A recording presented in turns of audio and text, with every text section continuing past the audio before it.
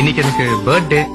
பெரியவங்க நீங்களா என்ன விஷ் பண்ணணும். பிறந்த நாள் இன்று, பிறந்த நாள் நாம் பிள்ளைகள் போலே தொல்லைகள் எல்லாம் மறந்த நாள். Happy birthday to you. Happy birthday to you. Happy birthday to you. Sai Dharma TV நேயர்கள் அனைவருக்கும் அன்பான வணக்கம்.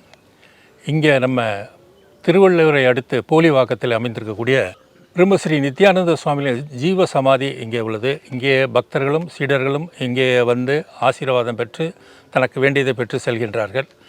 இங்கே அவரால் நியமிக்கப்பட்ட அவருக்கு அடுத்த பிரம்மஸ்ரீயாக பட்டம் பெற்ற பிரம்மஸ்ரீ ஸ்ரீனிவாசன் அவர்கள் இதை வந்து இப்பொழுது சிறப்பாக வழிநடத்தி கொண்டிருக்கின்றார்கள். நீங்கள் ஏற்கனவே வந்து வெளிநாட்டில் உள்ள அன்பர்களும் சரி, இங்கே உள்ள அன்பர்களும் சரி, இந்த ஆசிரம வளர்ச்சிக்காக நிறைய உதவிகள்லாம் செஞ்சுருக்கிறீங்க. உங்களுடைய உதவிகள்னால தான் இந்த ஆசிரமம் இந்த அளவுக்கு இருக்குது. அதே போல் உங்களது உதவி தொடரணும் அப்படின்னு நாங்கள் விரும்பி கேட்டுக்கிறோம்.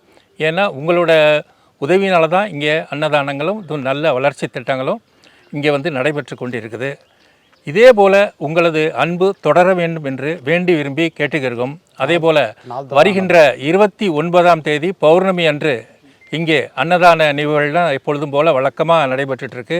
அன்றைய தினத்தில் வந்து உபதேசம் பெற்று செல்பவர்கள் தாராளமாக வந்து பிரம்மஸ்ரீ ஸ்ரீனிவாசன் சுவாமிகளிடம் வந்து நீங்கள் வந்து அருளாசி பெற்று உபதேசங்களும் பெற்று வாழ்க்கையில் எப்படி வந்து முன்னேற்றிக் கொள்வது என்பது பற்றி நீங்கள் வந்து சிந்திக்கலாம். இதே போல் நிறைய பேர் வந்து இங்கே பலன் அடைஞ்சிருக்காங்க பிரம்மஸ்ரீ நித்யானந்த சுவாமிகள் இருக்கும்போது.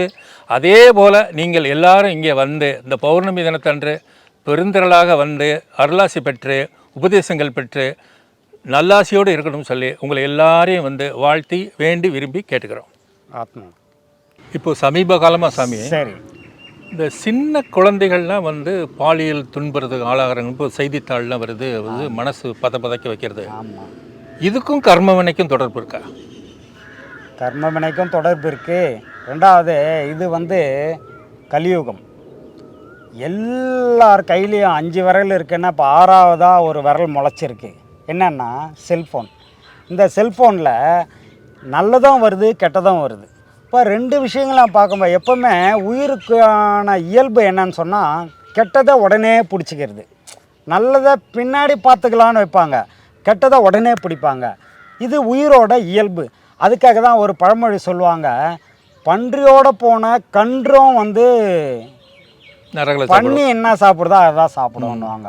அப்போ இதில் ஒரு கேள்வி வரும், பன்றியோட போன கன்றும் வந்து பன்றி சாப்பிட்றத தான் சாப்பிடணும்னா ஏன் கன்று அங்கே இருக்குது, கன்று புல் சாப்பிடுது, ஏன் இந்த பன்னி புல் சாப்பிடக்கூடாதா? அப்படி ஒரு கேள்வி வரும் இல்லையா? ஆனால் அது சாப்பிடவே சாப்பிடாது. காரணம் என்னன்னா உயிருக்கான இயல்பு கெட்டதை மட்டும்தான் முதல்ல பிடிக்கும், நல்லதை பிடிக்காது. பல வகையில் சிந்தித்து நல்லதை அப்புறம் பார்த்துக்கலான்னு கெட்டதில் உடனே போய் மூழ்கும். இது உயிர் இயல்பு. அதனால தான் அப்படி சொன்னாங்க, பன்றியோடு சேர்ந்த கன்று அதை தான் சாப்பிடும், புல் சாப்பிடாது, அதை தான் சாப்பிடும்னு சொன்னதுக்கு அதுதான் காரணம். அப்போ என்ன அர்த்தம்னா கெட்டதையே வந்து முதல்ல பிடிச்சிட்டாங்க. இது செல்ஃபோனில் மட்டுமே இல்லை, இன்றைக்கி சோஷியல் மீடியா, டிவி, எல்லா விஷயத்துலேயும். இப்போது டிவி சீரியல் நீங்கள் பார்த்தீங்கன்னா அதில் போடுவாங்க, பெண்களுக்கு யாரும் வேறு எதிரியே தேவையில்லை, பெண்கள் தான் எதிரி. அதில் டிவி சீரியலில் காட்டுவாங்க மாமியாரை மருமக கிணத்துல பிடிச்சி தள்ளுற மாதிரி இல்லையா? அப்போ மருமகளை மாமியார் அந்த மாட்டு கெட்டாடி தள்ளி விட்டுருவாங்க, மாடு முட்டி சாவட்டோன்னு. இப்படி பெண்களே துன்புறுத்தி சித்தரித்து இன்றைக்கி டிவி சீரியல்லாம் எடுத்துக்கிட்டு இருக்கிறாங்க. இதையெல்லாம் பெண்களும் வந்து உட்காந்து வெக்கமே இல்லாமல் பார்த்துக்கிட்டு இருக்கிறாங்க. இது எனக்கு ஒரு பெரிய கொடுமையாகவே இருக்கும் சில நேரங்களில். என்னடா இதை போய் பார்க்குறாங்க? ஏன்னா அவங்கள இது மெல்லாந்து படுத்துக்கிட்டு காரி தொப்புனா எங்கே விழும்? அவங்க முகத்துலேயே விழும் இல்லையா? அந்த நிலையில தான் இன்றைக்கி இந்த டிவி சீரியல் போயிட்டுருக்கு. அதை இந்த மக்கள் பார்த்துக்கிட்டு இருக்கிறாங்க. அப்போது இதையெல்லாம் வந்து என்னென்னா இப்படி ஒரு முரண்பாடுகள் இதெல்லாம் வந்து களையணும். இந்த மாதிரி முரண்பாடுகள்லாம் களையணும்னு சொன்னால் அவங்க வந்து சிந்தனைகள் மாற்றம் வரணும், சிந்தனைகள் மாறணும். பெண்களையே இழிவுபடுத்தக்கூடாது. அது நிறைய டிவி சேனலில் அது வந்துருச்சு, அதே உட்காந்து பார்த்துக்கிட்டு இருக்கிறாங்க. இதை வந்து தவிர்த்துடணும். ஒன்று. ரெண்டாவது விஷயம், இப்போ நீங்கள் கேட்டது என்ன ஐயா? பாலியல் வன்கொடுமை. இந்த மாதிரி இந்த கெட்ட விஷயங்களை பார்த்து பார்த்து பார்த்து மனசு அதுக்குள்ளேயே போயிடுச்சு. மூணாவது விஷயம் என்னென்னா, வேலைகள், அவனுக்கு வேலைகள் இருந்தால் அந்தந்த வேலையை பார்த்துட்டு போய்கிட்டே இருப்பாங்க. வேலை இல்லாதவங்க இந்த மாதிரி சிந்தனைகள் தோணும். அதுக்காக தான் அன்னைக்கு ஞானிகள் என்ன சொன்னாங்க, இருந்தால் வேலை மேலே இரு, இல்லைன்னா போதை மேலே இருன்னாங்க. போதை மேலே இருன்னா சரக்கு அடிக்கிறது கிடையாது. போதைன்னா ஒரு மாதிரியான இறை சிந்தனையில் உட்காந்து, கோயிலுக்கு போய் இறை சிந்தனையில் உட்காந்து இறைவான்னு நினச்சி அந்த போதையில் இருக்கிறது. அது ஞானத்துலேயும் இந்த பாடத்துலேயும் போகிறது. அதுக்கு சொன்னாங்க, இருந்தால் இது வேலை மேலே இரு, இல்லைன்னா போதை மேலே இருனாங்க. இவங்க என்ன பண்ணாங்க, வேலையே இல்லை. அதனால் என்ன, இல்லீகலாக சில விஷயங்களை சிந்திக்க ஆரம்பிச்சிட்டாங்க. எல்லாருக்கும் வேலை இருந்தால் அவன் வேலையை பார்த்துட்டு போயிட்டே இருப்பான். வேலை இல்லாததால் இல்லீகலாக சிந்திக்கிறான். இந்த மாதிரி எண்ணங்கள் தோணுது, அதை வேலை இல்லாததால் செயல்படுத்திடுறான். அதனால் இது இப்போ கலியுகம், இது இப்படி தான் இருக்கும், கொஞ்ச நாளைக்கு இப்படி தான் இருக்கும். இது வந்து இன்னும் கொஞ்சம் இப்போ பார்ப்போம், இன்னும் கொஞ்சம் அந்த சட்டப்பூர்வமான நெருக்கடிகளை எல்லாம் கொடுத்து சில விஷயங்களை எல்லாம் இனி சரி பண்ணுறதுக்கான வாய்ப்புகள் நிறைய இருக்குது. பார்ப்போம் சாமி, இனி அப்படி நடக்காதுன்றது எனக்கு நம்பிக்கை. இப்படி நிகழ்வுகள் எல்லாம் வந்து நம்ம அரசு வந்து சட்ட ரீதியாக சில நடவடிக்கைகள் முன்னெடுத்தாலும் கூட இந்த தண்டனைகள் இன்னும் கொஞ்சம் கடுமையாக்கணும். அப்போ தான் அந்த பயம் வரும்.